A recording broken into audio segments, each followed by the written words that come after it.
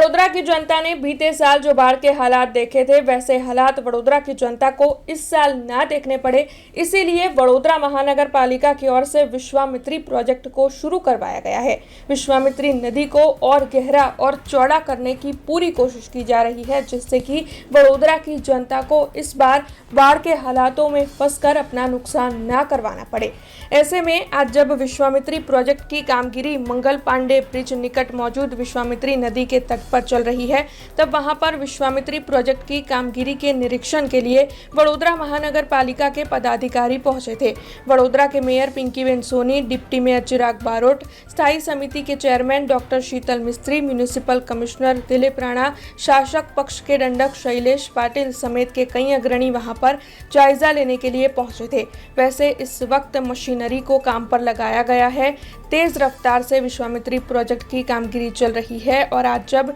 ये सभी पदाधिकारी निरीक्षण के लिए पहुंचे थे तब उनका भी यही कहना है कि ज़रूरत पड़ने पर और भी मशीनरी लगवाई जाएगी, लेकिन विश्वामित्री प्रोजेक्ट की कामगिरी को तेज रफ्तार से ही चलाया जाएगा। विश्वामित्रीना नदीमां पाणी आववाना कारणे पछी ते आजवा सरोवरमांथी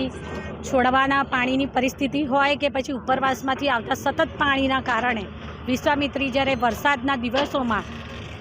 એનું બેટર લિમિટ ક્રોસ કરે ત્યારે વડોદરા શહેરમાં વસતા નાગરિકોના રહેણાંક વિસ્તારમાં પણ આ નદીના પાણી ફરી વળતા હોવાના કારણે હમણાં જ ચોમાસામાં આપણે 2 થી 3 વખત વિસ્તારોમાં પાણી નદીના કારણે ભરાઈ જવાના પરિસ્થિતિનો સામનો મારા વડોદરા શહેરના નાગરિકોને કરવો પડ્યો। ત્યારે આદરણીય મુખ્યમંત્રી શ્રી ભૂપેન્દ્રભાઈ પટેલજીના સતત અવિરત માર્ગદર્શન અને એમની સહાય દ્વારા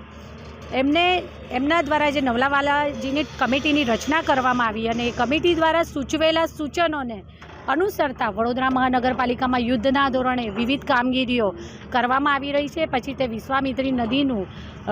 નદીને ઊંડી પહોળી તથા જે વળાંકવાળી છે તેના તટ વિસ્તારના વળાંકવાળા વિસ્તારને સીધો તથા ઊંડો કરી અને તેની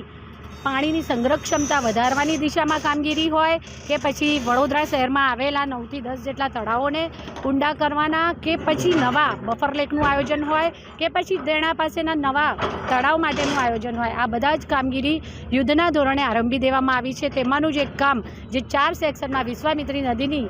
અત્યારે જે કામગીરી ચાલી રહી છે તેમાંથી આ મંગલ પાંડે બ્રિજ પાસે આવેલો વિશ્વામિત્રીના તટ વિસ્તાર પાસે આજરોજ વડોદરા મહાનગરપાલિકા દ્વારા અમારા દ્વારા આજે અહીં વિઝિટનું આયોજન કરવામાં આવ્યું હતું અને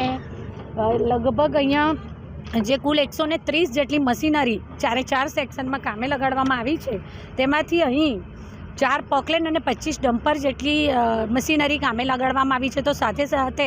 ઝૂ વિભાગના અધિકારીશ્રીઓ હોય કે પછી ફોરેસ્ટ વિભાગ હોય અને સાથે સાથે કેટલીય સ્વયંસેવી સંસ્થાઓ જાતે જોડાઈ છે, કારણ કે આપણે સૌ જાણીએ છીએ તેમ કે પર્યાવરણની રક્ષા એ પણ આપણો પરમ ધર્મ છે। ત્યારે નદીના વિસ્તારમાં એટલે કે નદીની અંદર વસતા જળચર જીવો હોય કે નદી કિનારાના તટ વિસ્તારમાં વસતા જીવો હોય તો આ બધાના રક્ષણની એ બધાને પણ તકલીફ ના પડે, કારણ કે ટીટોડીના ઈંડા ગઈકાલે જ અહીંયાથી ટીટોડીના ઈંડાનું પણ રેસ્ક્યુ કરવામાં આવ્યું છે। તો આવી વિવિધ જે પણ જીવસૃષ્ટિ છે એમને પણ નુકસાન ના થાય, આપણે એમને પણ રક્ષા આપી શકીએ અને વડોદરા શહેરના નાગરિકોને ફરી આ પૂરની પરિસ્થિતિનો સામનો ન કરવો પડે એના માટેનું પણ આયોજન કરી શકીએ। માટે યુદ્ધના ધોરણે જે કામગીરી ચાલી રહી છે, રોજે રોજ अधिकारियों ने ऑफिस में बुलावी और रोज रोजना अपडेट्स मारा द्वारा लेवामां आवता होय छे। हमसे जुड़े रहने के लिए हमारे YouTube चैनल को सब्सक्राइब करें और नई वीडियो की नोटिफिकेशन के लिए बेल आइकॉन को दबाएं।